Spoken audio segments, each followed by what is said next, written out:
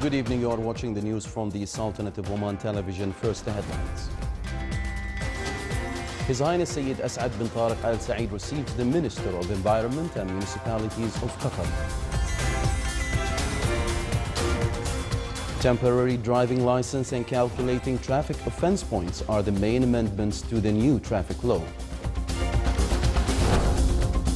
The Council of Sultan Qaboos University adopts a new specialization within the Master of Arts program in psychology. And the Sultanate condemns the terrorist attack which took place at the Afghan capital Kabul, causing multiple casualties.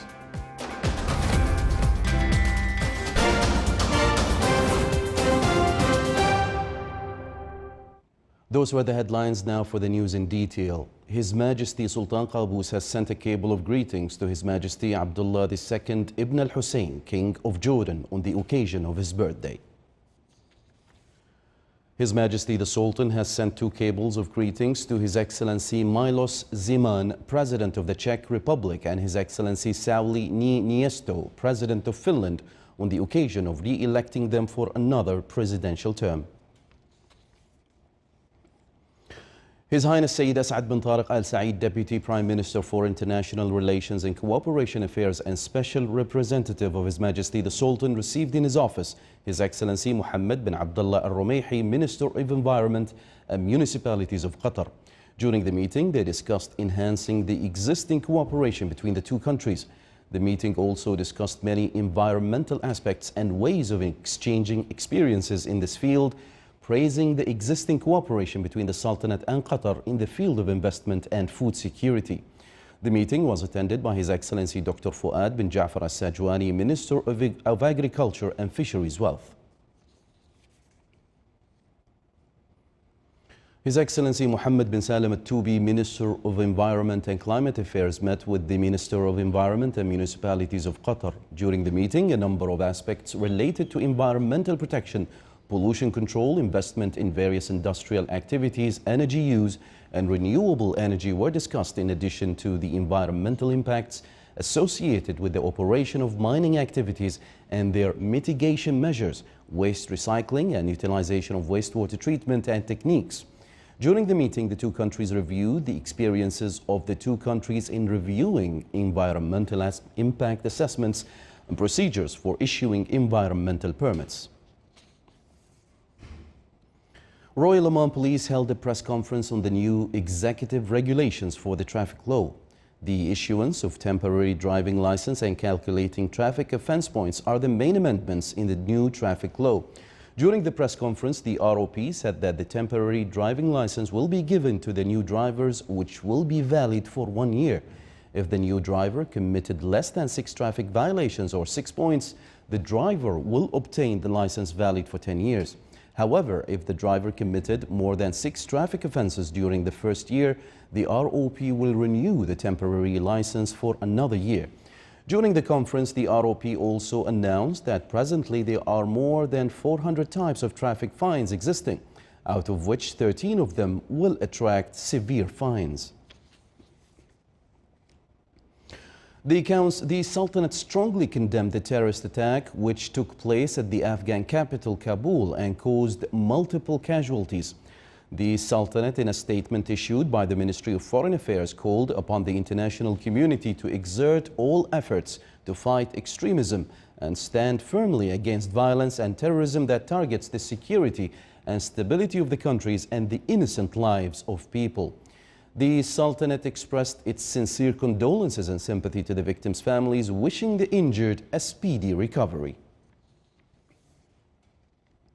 The Council of Sultan Qaboos University has adopted a new specialization titled Psychological Counseling within the Master of Arts program in Psychology at the Faculty of Education at the university, and the promotion of the Medical Education and Information Systems Unit in the Faculty of Medicine and Health Sciences to an academic department, to be in the name of the Department of Medical Education and Informatics Systems.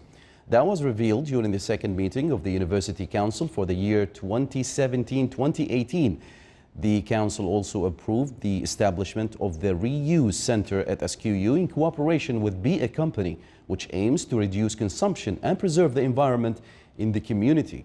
The project will be implemented in 3 phases and is expected to be inaugurated by the end of 2019. The meeting was presided over by Her Excellency Dr. Rawia bin Saud Al Busaidi, Minister of Higher Education, Chairperson of the University Council. Shura Council office during its meeting today discussed reasons of increasing prices of flights tickets for Muscat Salalah through the questions forwarded to His Excellency Dr. CEO of the Public Authority for Civil Aviation. The question included inquiry about the authorities' monitoring role on justifications which led to increasing prices by local airlines. The office also reviewed in Foreign Affairs a number of minutes and messages received from councils, parliaments and unions. The meeting was chaired by His Excellency Khalid bin Hilal Al-Ma'wali, Chairman of the Shura Council. Still to come in our news bulletin. More than 35,000 green turtles are at the Turtle Reserve in Ras Al Had in the Wilaya of Sour.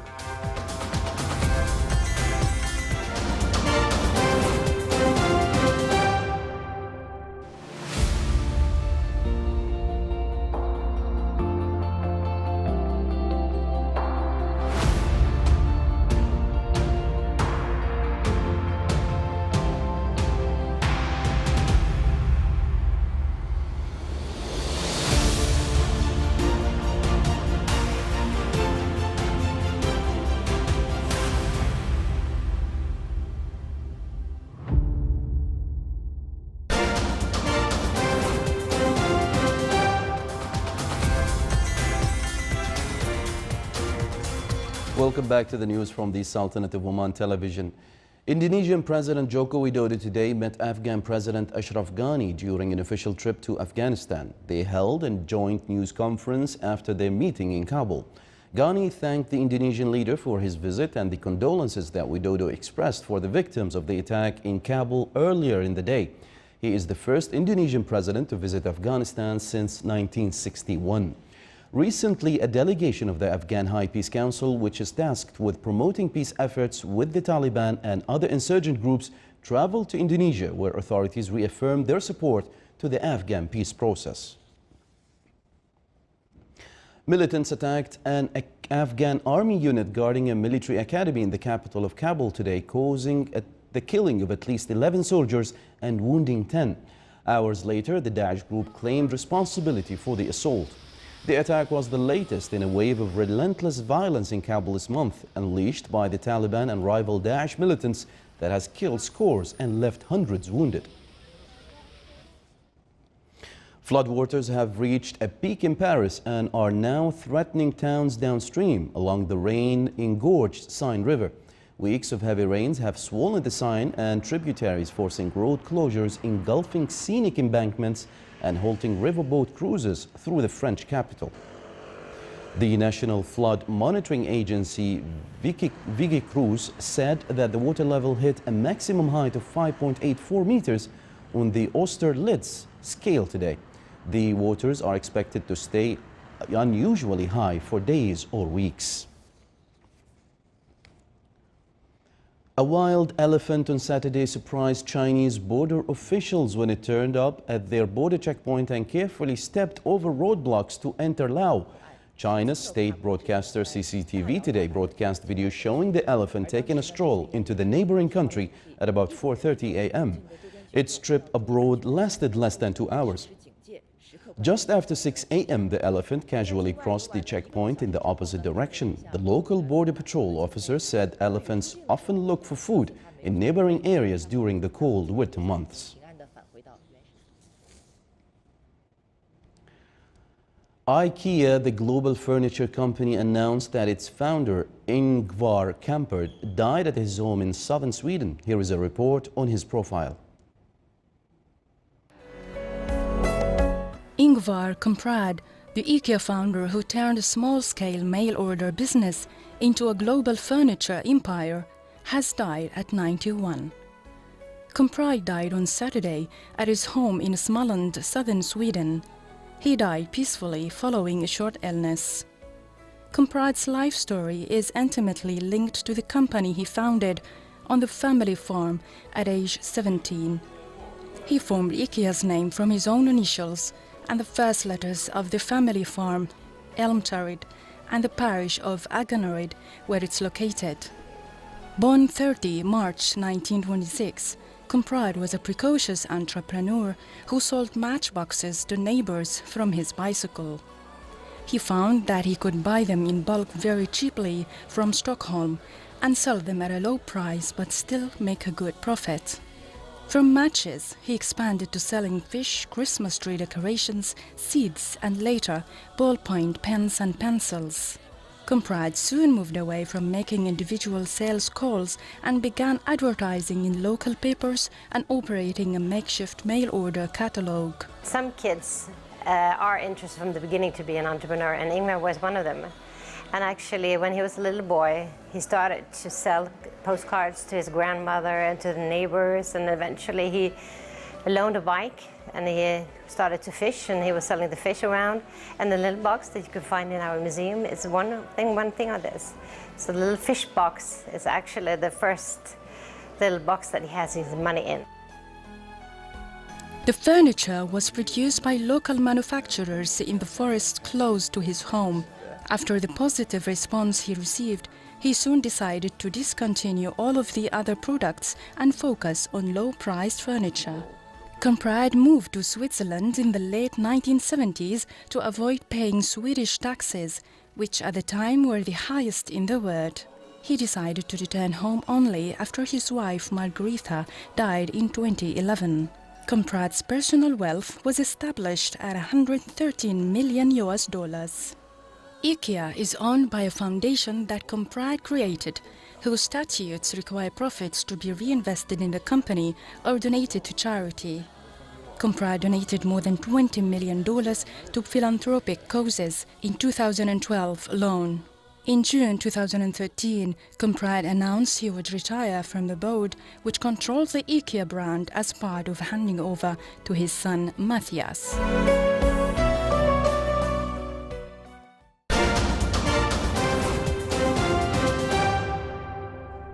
Back to some more local news. The United Engineering Services inaugurated today their factory at Rusail Industrial Estate. The event was presided over by His Excellency Dr. Mohammed bin Hamad al-Rumhi, Minister of Oil and Gas. More details in the following report by Saleh bin Khalfan al-Rahbi.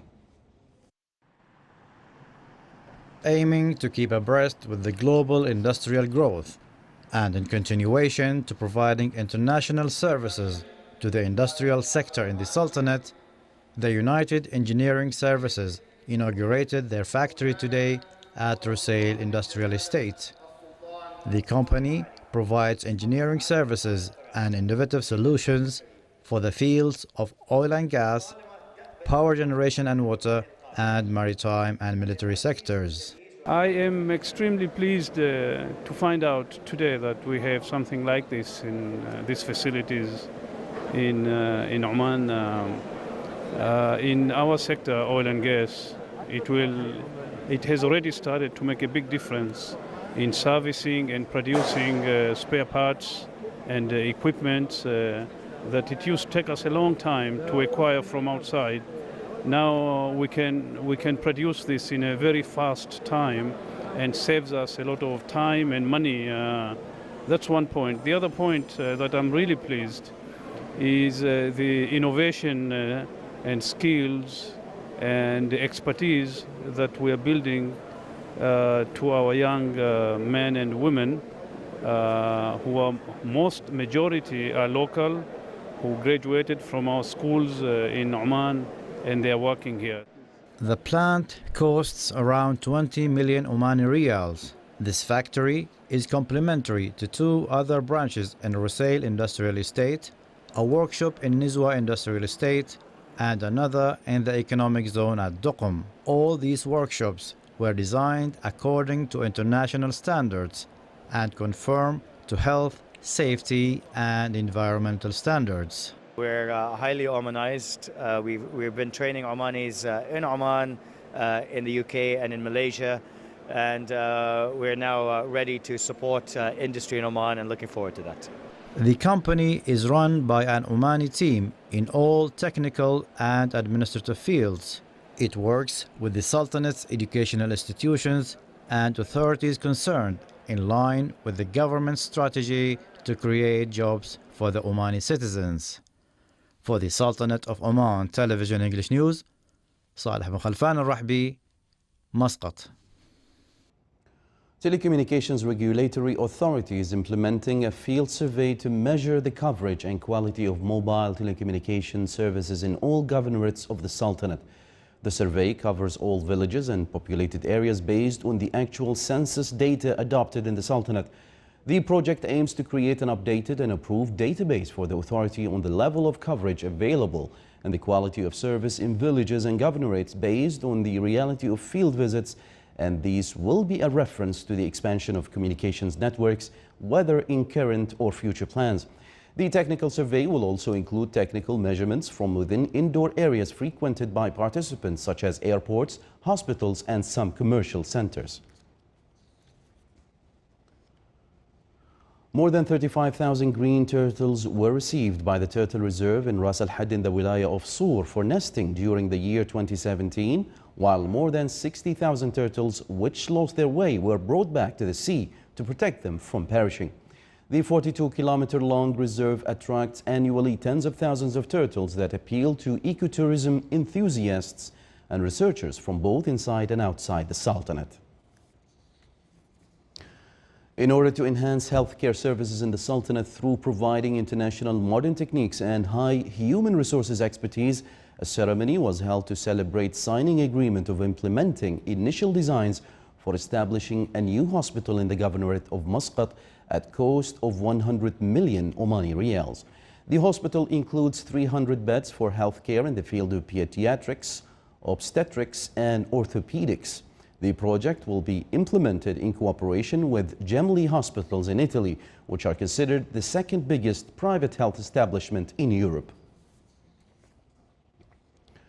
The Sultanate, represented by the Public Establishment for Industrial Estates, PEIE, concluded successfully today its participation at the 35th edition of Khartoum International Exhibition in Sudan. This participation was the first for PEIE at Khartoum Exhibition, which came in line with its efforts to expand markets for the Omani products. PEIE participated at the event with a pavilion that featured Omani companies representing various industries to promote the locally manufactured products and explore new markets for these products at the regional and global levels. Visitors to the pavilion had the opportunity to get acquainted with the investment opportunities offered by the Sultanate in general and PEIE in particular. With the aim to activate the Omani participation at the international book fairs and highlight the intellectual, literary and historical aspects of the Sultanate, the Ministry of Information continued its participation in Cairo International Book Fair 2018. This international book fair is considered one of the most important cultural activities on the Arab and international levels. The Sultanate's pavilion presented a number of official and private publications showing the heritage and cultural achievements of the Sultanate. 850 publishers from 27 countries participated in the book fair, as Algeria was selected to be the guest of honor at the event.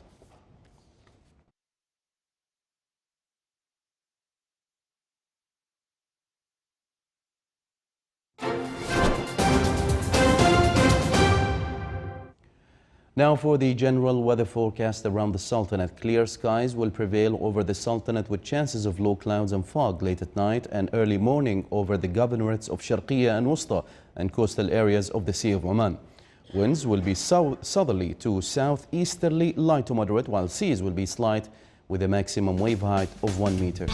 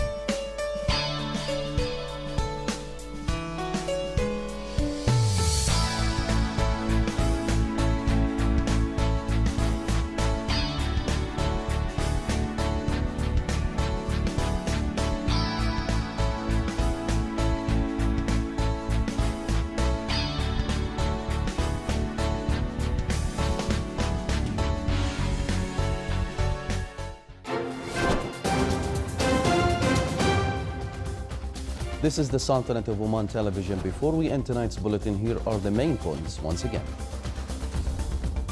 His Highness Sayyid As'ad bin Tariq Al Saeed receives the Minister of Environment and Municipalities of Qatar.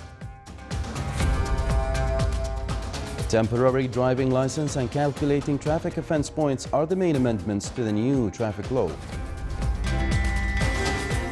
The Council of Sultan Qaboos University adopts a new specialization within the Masters of Arts program in psychology. And the Sultanate condemns the terrorist attack which took place at the Afghan capital Kabul, causing multiple casualties. With that, we come to the end of tonight's news bulletin. From all of us here at the newsroom and the studios, it's good night.